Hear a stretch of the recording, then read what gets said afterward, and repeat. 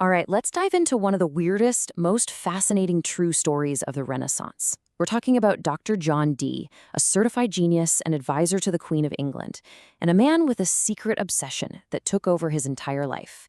He wanted to talk to angels. I mean, just stop and think about that for a second. What if the Queen's top science advisor was also, in secret, trying to open up a direct line to another dimension? Because for John Dee, this wasn't some casual hobby. He truly believed he was doing it, and he wrote down everything. So to really get why he was so obsessed, you first have to understand the man himself. He was a genuine Renaissance man, a brilliant mind who was living a complete double life. The contrast here is just staggering. Publicly, this guy was an absolute rock star of his time. He was so brilliant, he was lecturing on advanced geometry in Paris when he was only 23. He was the Queen's go-to guy for science and astronomy. But behind closed doors, he was practicing scrying, gazing into crystals, completely desperate to find what he called a pure, uncorrupted channel to God. So why, right? Why would one of the smartest people in Europe turn to what we would call magic? Well, for Dee, this wasn't about abandoning science or religion. It was about fusing them together to achieve something greater. You see, in Dee's mind, the holy books of his day, the Bible, the Torah, they were all just copies of copies, corrupted files. He was totally convinced that the original pure wisdom that God gave to Adam and Enoch had been lost to time. He wanted to get it back, but not from some dusty old library. No, he wanted to go straight to the source. And you can really hear his motivation in this prayer from his own diary. Listen to the tone. It's not dark, it's not demonic. He's literally praying to God, asking for a spiritual teacher, a guide, so he can learn these lost secrets for the good of all mankind. He saw this as a holy mission. But there was a catch, a huge one. For all his intelligence, John Dee couldn't see the angels himself. He needed a partner, a medium, someone he called a scryer. And after years and years of dealing with unreliable flakes, a very colorful character walks right through his front door. So Dee had just fired his last scryer and was pretty much at a dead end. Then, on March 10th, 1582, this mysterious guy, Edward Kelley, shows up. And within hours of meeting, they sit down for their first session, and bam! Kelley immediately claims to see the archangel Uriel in the crystal. For Dee, this was it. This was the breakthrough he'd been praying for. And these two, well, they were the ultimate odd couple. Their whole partnership was this intense push and pull. You had Dee, the super pious, incredibly patient scholar, directing every session and writing down every single word. And then you had Kelley, the channel.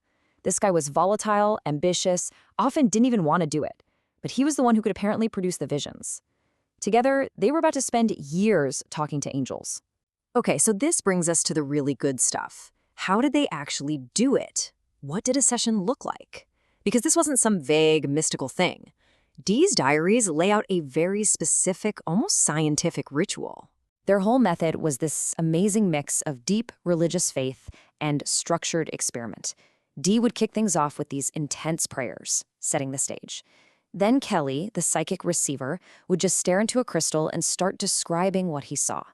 And all the while, Dee, the scientist, sat right there with his pen and paper, documenting everything, creating thousands and thousands of pages of angelic transcripts. The main piece of tech here was the shoe stone, usually a crystal ball or a polished piece of black obsidian. And you have to understand, they didn't see it as some magical portal. It was more like a screen, a focal point for Kelley to blank out his mind and let the visions come through. All of this took place on what they called the Holy Table. And get this, according to Dee, the angels themselves dictated the exact design of the table, turning it into a kind of consecrated altar just for their work. And right at the center of that table sat the Sigillum de Emeth, which basically means the seal of God's truth. This was a super intricate wax disc, also designed by the angel Uriel, apparently.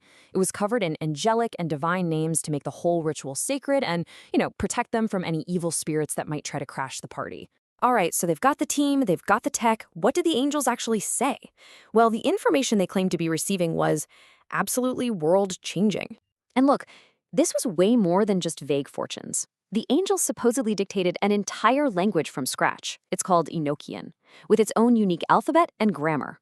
They delivered prophecies, foretelling major events like the defeat of the Spanish Armada. And the biggest thing of all, They dictated a brand new holy book that was meant to heal the world and start a new age for humanity. And they were so specific. They didn't just say, hey, write a book. They said this book must be made of exactly 49 leaves, each one filled with these complex tables of letters in their angelic script. And they even gave the book its own name in their own angelic tongue. Amzes Nechezes Harde.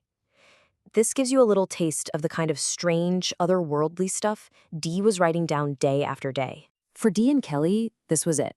This was the whole point. The angels told them they were transcribing a book of secrets and key of this world. They believed they were writing down the universe's operating manual, the ultimate key to understanding everything. Okay, but this brings us to the massive question that's been bugging historians for centuries. What was really going on in that room? I mean, let's just put it out there. It's the most obvious explanation, right? We know Edward Kelley had a pretty shady past. Was he just a clever con man who saw a brilliant but desperate old scholar and told him exactly what he wanted to hear? The problem is, the evidence is really messy. On the one hand, yeah, a lot of the angels' messages just so happen to benefit Kelley personally. And scholars have found that a lot of the angelic material looks suspiciously like stuff from books in Dee's own library.